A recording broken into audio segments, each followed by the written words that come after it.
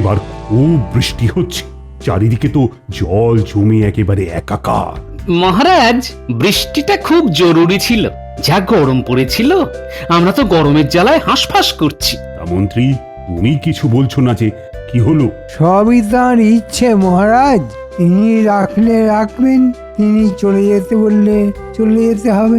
বাবা, তুমি তো দেখছি দার্শনিক হয়ে উঠলে গো। তা বৃষ্টি কি তোমার মন ভিজিয়ে দিয়েছে নাকি? সবই তিনি করছেন, আমি কে? এইবার পেয়েছি, একটা মোক্ষম ওষুধ দেব। মন্ত্রী মশাই, আপনি বাড়ি ফিরে দেখলেন আপনার বাড়িতে আগুন লেগে গেছে, তখনই কি আপনি এরকম উদাস মুখে বলবেন সবই তার ইচ্ছে? তোমার মুখে কি একটু ভালো কথা নেই? হ্যাঁ, যেমন বিটকেল দেখতে তেমন বিটকেল মুখের ভাষা। সবই তার ইচ্ছে, তিনি আমাকে যেমন করেছেন তেমনই তো হব। যেমন তিনি আপনাকে হাঁটুর নিচে বুদ্ধি দিয়েছেন, কিন্তু কুবুদ্ধিগুলো সব মাথায় থরে থরে সাজিয়ে দিয়েছেন। গোপাল, ভালো হচ্ছে না কিন্তু। আমার বুদ্ধি নেই? তুমি কি বলতে চাইছো? না, বুদ্ধি শুদ্ধি আপনার একদম নেই, মগজ শুধু কুবুদ্ধিতে ঠাসা। সবই তার ইচ্ছে। মহারাজ, আপনি গোপালকে ভীষণ তোল্লাই দিচ্ছেন। গোপাল আমাকে বুদ্ধিহীন বলল। মহারাজ, মন্ত্রী মশাইয়ের কথা মতো সবই তো তার ইচ্ছে, তিনিই আমাকে দিয়ে বলাচ্ছেন, তাই আমি বলছি সবই তো তার ইচ্ছে। মহারাজ, আমি কিন্তু বুদ্ধি একদম নেই বলিনি, কুবুদ্ধিটা 16 আনার জায়গায় 18 আনা আছে মহারাজ। খালি আমাকে কিভাবে জব্দ করা যায়, আমার কিভাবে ক্ষতি করা যায়, সেটাই ভাবেন রাত্রি দিন। ওই সবই তিনিই করান, তার ইচ্ছেতেই সব ঘটে, উনি তো নিমিত্ত মাত্র মহারাজ। কি টিকুটাকে কিছুতেই জব্দ করতে পারছি না। মন্ত্রী মশাই চুপ করে যেটা ভাবছেন সেটা আন্দাজ করতে পারি। তাই নাকি? এই বিদ্যাটা আবার কবে শিখলে গোপাল? সবই তার ইচ্ছে মন্ত্রী মশাই, এটা আপনার ভাবনার উত্তর। মানে?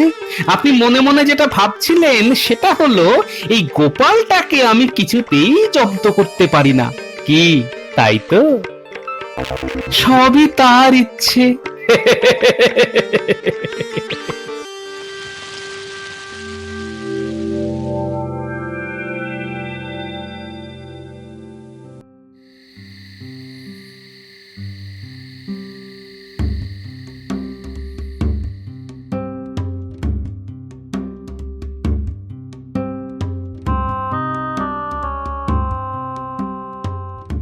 মহারাজ, আপনাকে এত চিন্তিত দেখাচ্ছে কেন? মন্ত্রী আর গোপালের সম্পর্কটা খুবই খারাপ থেকে খারাপের দিকে যাচ্ছে। গোপালের যে সবসময় দোষ আছে তা কিন্তু নয় রানী। একদম ঠিক কথা বলেছেন মহারাজ, মন্ত্রী মশাইকে গোপালের সঙ্গে জুড়ে দিতে হবে। এটা কি করে সম্ভব? পৃথিবীতে সব সময় এমন কিছু ঘটে যেটা আমাদের বুদ্ধির বাইরে মহারাজ। এমন কিছু চিন্তা করতে হবে যাতে মন্ত্রী গোপালের কাছে গিয়ে গোপালের সাহায্য চায়। মন্ত্রী চাইবে গোপালের কাছে সাহায্য? বুদ্ধি করে সেই জিনিসটাই ঘটাতে হবে মহারাজ। তুমি তো আমাকে খুব জটিল থেকে জটিলতর অবস্থার দিকে নিয়ে যাচ্ছ। আরে সেই বুদ্ধিটাও তো আসছে না মাথায়। আপনার মুখে শুনেছি মহারাজ, মন্ত্রীমশাই এখন প্রতিদিনই বলছেন সবই তাঁর ইচ্ছে। হ্যাঁ হ্যাঁ, এই নিয়ে বিস্তর লজ্জাজনক পরিস্থিতিও হয়েছে। হিন্দু মন্ত্রী তাও বলে চলেছে সবই তাঁর ইচ্ছে। বেশ তো, এই সবই তাঁর ইচ্ছে এই শব্দতেই ঘায়েল করুন মন্ত্রীকে। কিভাবে? আপনি ঈশ্বর সম্পর্কে 3টে প্রশ্ন করুন মন্ত্রীকে এবং বলুন এই 3টে প্রশ্নের উত্তর দিতে না পারলে মন্ত্রিত্ব থেকে তাকে ইস্তফা দিতে হবে। দেখবেন মন্ত্রী তখন গোপালেরই শরণাপন্ন হবেন, কারণ এই প্রশ্নের উত্তর গোপাল ছাড়া কেউ দিতে পারবে না মহারাজ। তোমার এতটা বিশ্বাস রানী? গোপালের প্রতি আমার অগাধ বিশ্বাস মহারাজ, আর আপনি দেখবেন মন্ত্রী এই প্রশ্নতেই কাবু হয়ে গোপালের কাছেই যাবে। তা প্রশ্নগুলো কি রানী?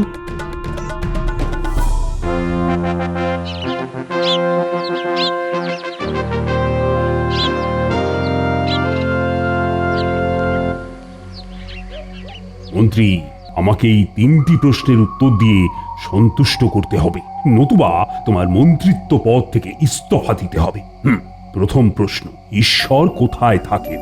দ্বিতীয় প্রশ্ন, তার দৃষ্টি কোন দিকে এবং তিনি কি করতে পারেন? এটা আমার তৃতীয় প্রশ্ন। যুক্তি সহযোগে আমাকে উত্তর দিয়ে সন্তুষ্ট করতে না পারলে মন্ত্রিত্ব পদ তোমার গেল। বলতে পারো এটা তাঁর ইচ্ছে নয়, এটা আমার ইচ্ছে। মহারাজ, এ কি পরীক্ষায় ফেললেন আপনি?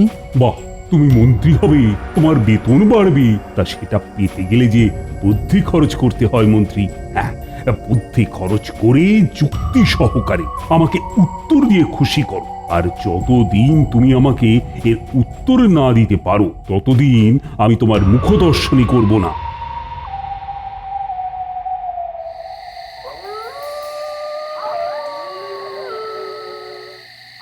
কি মন্ত্রীমশাই, আপনি এখানে এইভাবে কেন? আর কেন, শুনলেন তো? প্রশ্নের উত্তরগুলো দিয়ে দিন তো, আমি মহারাজকে গিয়ে বলে আসি। হ্যাঁ, আপনার প্রশ্নগুলো যেন কি ছিল? ঈশ্বর কোথায় থাকেন, তার দৃষ্টি কোন দিকে, আর তিনি কি করতে পারেন? বুঝলেন মন্ত্রীমশাই, এই প্রশ্নগুলো খুব সাধারণ প্রশ্ন নয়। এই প্রশ্নগুলোর উত্তর আমার জানা নেই। সে কি, আমি তো আপনার ভরসাতেই ছিলাম। প্রশ্নগুলো সোজা, উত্তর আমার জানা। হ্যাঁ, তাহলে বলে ফেলো। প্রথম প্রশ্ন, ঈশ্বর কোথায় থাকেন, তাই তো? উত্তর খুব সহজ, মন্দিরে থাকেন। পণ্ডিত মশাই, তুমি পুজো করো আর তুমি জানো না? হ্যাঁ, প্রমাণ? ঈশ্বর যে মন্দিরে আছে তার প্রমাণ কোথায়? এ বাবা, এটা আবার একটা কথার কথা হলো? আরে বাবা, মূর্তিটাই তো ঈশ্বর। আর দ্বিতীয় প্রশ্ন কি, তার দৃষ্টি কোন দিকে? যে মন্দিরে তিনি দাঁড়িয়ে আছেন তার সামনের দিকে দৃষ্টি, পূর্ব মুখে মন্দির হলে পশ্চিমে তার দৃষ্টি। আর শেষ প্রশ্ন, তিনি কি করতে পারেন?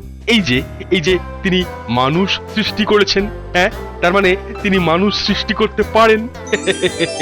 এইগুলোর আবার প্রমাণ লাগে নাকি? যান গিয়ে বলে আসুন, যান। বাবা, খুব বাঁচিয়েছ সেনাপতি। যেটা পণ্ডিতের বলার কথা ছিল সেটা তুমিই বলে দিলে। যাই, আমি মহারাজকে চট করে উত্তরগুলো দিয়ে আসি। সেনাপতি, তোমার উত্তরগুলো ভুল। তোমার বোঝা উচিত ছিল যে মহারাজ অত সহজ প্রশ্ন করবেন না। তোমার কথা শুনে মঞ্চে বসেই ছুটলেন। কি হবে সেটা আমি দিব্য দৃষ্টিতে দেখতে পাচ্ছি। বলো কি মন্ত্রী, হ্যাঁ, তুমি এর মধ্যে সমস্ত প্রশ্নের উত্তর পেয়ে গেলে? পথে হাঁটতে হাঁটতে আপনার প্রশ্নের উত্তরগুলো আমার মাথায় চলে এলো। এক এক করে বলি। বলো বলো শুনি। রানী, তুমিও শোনো। আপনার প্রথম প্রশ্ন ছিল ঈশ্বর কোথায় থাকেন। উত্তর হলো মন্দিরে। এর প্রমাণ হলো মন্দিরে গেলেই দেখতে পাবেন ঈশ্বরের মূর্তি। তাই নাকি? এবার দ্বিতীয় প্রশ্নের উত্তর। দ্বিতীয় প্রশ্ন ছিল তার দৃষ্টি কোন দিকে। উত্তর খুব সোজা, মূর্তি যেদিকে দাঁড়িয়ে আছেন তার সামনের দিকেই দৃষ্টি। আর শেষ হলো রানীমা হাসছেন, তার মানে আমার প্রশ্নের উত্তরগুলো ঠিকই হচ্ছে। আর শেষ প্রশ্ন ছিল মহারাজ, তিনি কি করতে পারেন। উত্তর আপনাদের সামনে। আমি মানুষ, আপনি মানুষ, রানীমা মানুষ। তিনি মানুষ সৃষ্টি করেন। এই, তুমি কি আমার সঙ্গে ছেলে খেলা করতে এসেছো মন্ত্রী? আমি এই উত্তর শুনবো না বলে তোমাকে প্রশ্ন করেছিলাম। শেষবারের মতো বলে দিচ্ছি, সঠিক উত্তর আমাকে 4 দিনের মধ্যে দেবে। তোমাকে আর একটা সুযোগ দিলাম। যাও যাও, এখন ঘরে গিয়ে ভালো করে চিন্তা করে উত্তরগুলো কি হবে সেটা ভাবো। হ্যাঁ, উত্তরগুলো যতটা সহজ ভাবছো ততটা সহজ কিন্তু নয়। যাও যাও যাও, ঘরে যাও।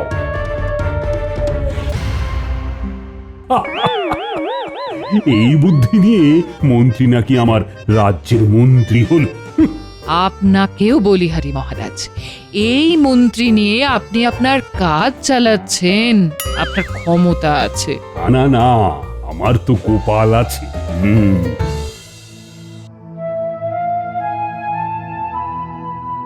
কি গো এরকম ভাবে চুপ করে বসে আছো? কি ভাবছো?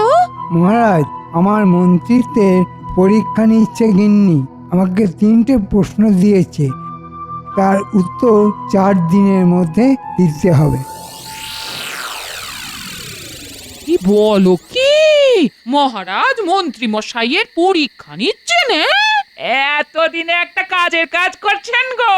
বলি পরীক্ষাতে একেবারে অকৃতকার্য হবেন সেটা আগে থেকেই বলে দিলাম। হ্যাঁ, প্রশ্নগুলো তো শুনলে তুমি, উত্তরগুলো সব জানা আমার, কিন্তু একটা কথা আমাকে খুব খোঁচা দিচ্ছে। কোন কথা গো? মহারাজ হঠাৎ করে এই প্রশ্নগুলো কেন করলেন? আমার মন যদি ঠিক কথা বলে তাহলে মন্ত্রী মশাইকে আমার কাছে আসতেই হবে, এবং এটাই মহারাজের ইচ্ছে। কি বলছো গো? মন্ত্রী মশাই তোমার কাছে আসবেন? প্রয়োজন পড়লে সবকিছুই সম্ভব গিন্নি। শোনো শোনো, উত্তরগুলো সহজ নয়, একটু ভেবে চিনতে উত্তর দিতে হবে। কি ভাববো বলো তো? ভাবতে ভাবতে মাথার চুলগুলো সাদা হয়ে যাবে। চিন্তায় চিন্তায় চুলে পাক ধরে, জানো তো? জানি জানি, তোমার এই চিন্তা দূর করতে পারে একমাত্র গোপাল। গোপাল? ওই কেকোটা? তুমি কি বলতে চাইছো বলো তো গিন্নি? সহজ দুটো কথা, গোপাল তোমার থেকে অনেক বেশি বুদ্ধিমান, এটা তুমি মানো আর চাই না মানো। গোপালের সঙ্গে সন্ধে করো, বুঝেছো? তোমার ভালোই হবে। যে প্রশ্নের উত্তর দিতে পারলো না সে প্রশ্নের উত্তর গোপাল দেবে? একবার মুখ ফুটে গোপালের কাছে যাও না, দেখো না গোপাল কি করে। শেষে আমাকে গোপালের কাছে যেতে হবে? ঠিক আছে, কাল সকালে না হয় গোপালের বাড়ি থেকে একবার ঘুরেই আসবো।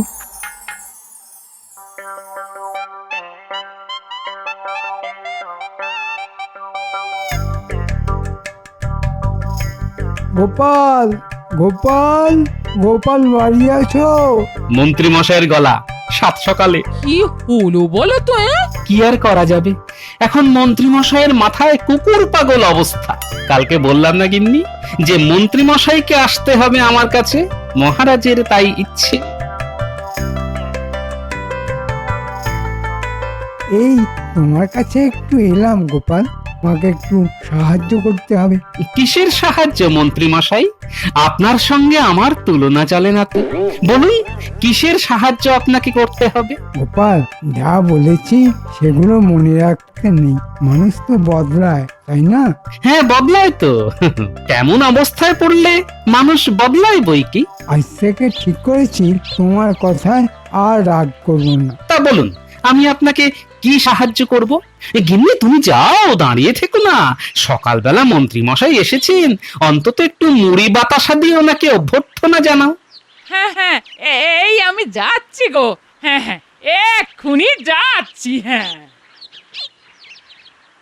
এবার বলুন মন্ত্রী মশাই, আপনার জন্য কি উপকার করতে পারি? এই প্রশ্নগুলোর উত্তর দিয়ে আমাকে রক্ষা করো গোপাল। আমি কি আর পারবো? আমার গিন্নি বলেছে পারলে গোপালই পারবে। প্রথম প্রশ্ন, ঈশ্বর কোথায় থাকেন? ঠিক আছে, কাল আপনি রাজসভায় যাবেন না, আপনার উত্তর আমি গিয়ে দিয়ে দেবো। তুমি আমাকে বাঁচালে গোপাল।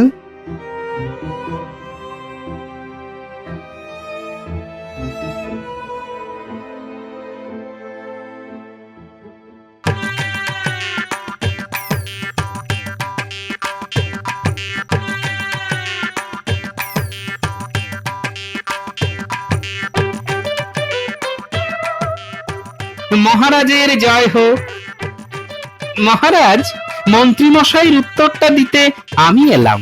তার মানে টোটকায় কাজ হয়েছে।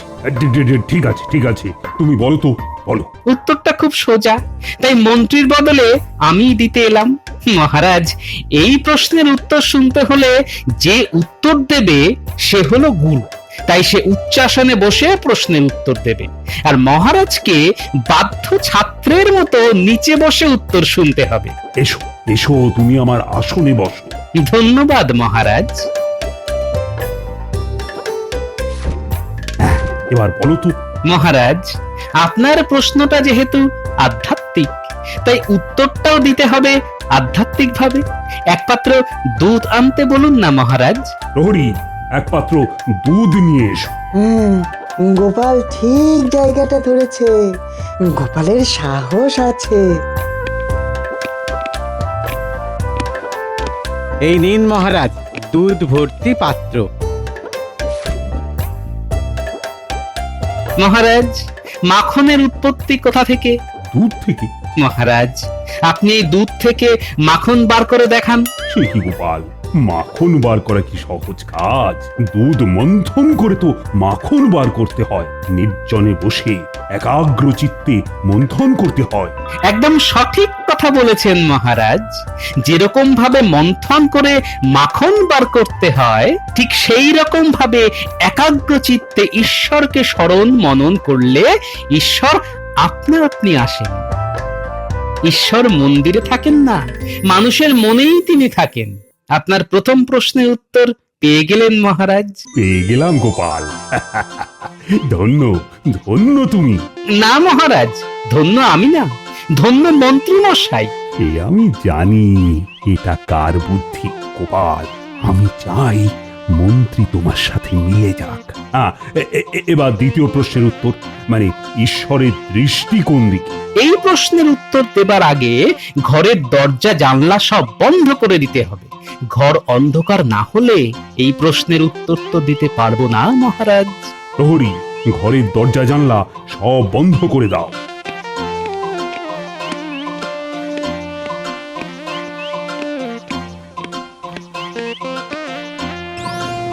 গোপাল কি করতে চাইছে কিছুই তো বুঝতে পারছি না।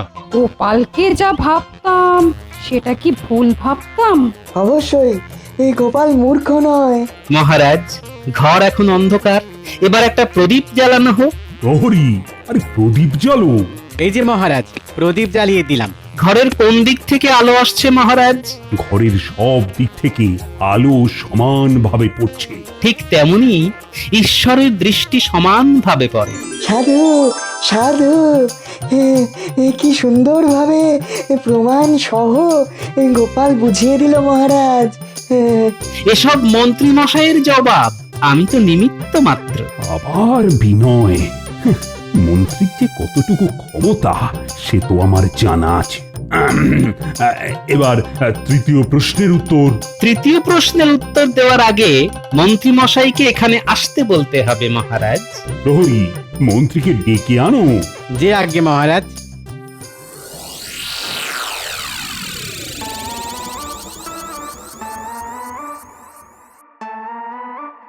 কি গো, তুমি তো ছটফট করছো কেন? কি জানি গোপাল কি করছে সেখানে, কিছুই বুঝতে পারছি না। যা হবে ভালোর জন্যই হবে, তুমি চিন্তা করো না। আমার চাকরিটা থাকলেই হয়। মন্ত্রী মশাই বাড়িতে আছেন? মন্ত্রী মশাই, মহারাজের জরুরি তলব আছে। আচ্ছা প্রহরী, তুমি কি বলতে পারো চাকরিটা আমার আছে না গেছে? ওহো, তুমি বড় ভুল ভাল কথা বলো। আগে দেখোই না মহারাজ কেন ডাকছেন। ঠিক আছে, যাচ্ছি। কি খবর নিয়ে আসবো জানি না। চলো প্রহরী। কি জানি এই আমার শেষ রাজসভায় যাওয়া কিনা। দিনে ঠাকুরের নাম করো। জয় ঠাকুর, জয় ঠাকুর, জয় জয় ঠাকুর, জয় জয় ঠাকুর।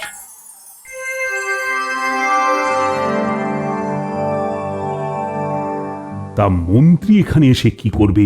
এইবারের ঘটনাটা তো মন্ত্রীকে নিয়েই হবে মহারাজ। সঠিক সময়ে মন্ত্রী মশাই এসে শেষ প্রশ্নের উত্তরটা দিয়ে দেবেন।